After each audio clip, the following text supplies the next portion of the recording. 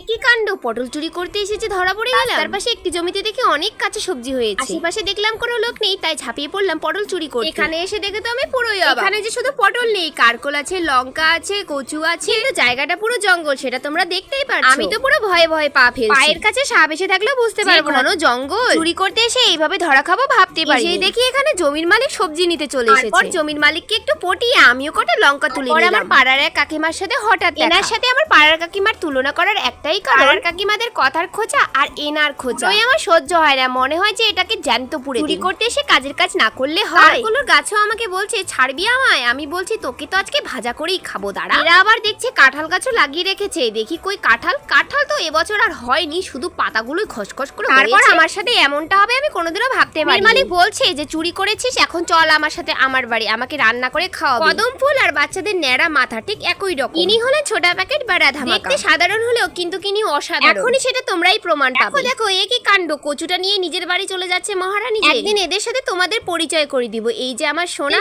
কি নাম আমি রেখেছি তোমাদের সবটাই বলবো আজকে। টাটা।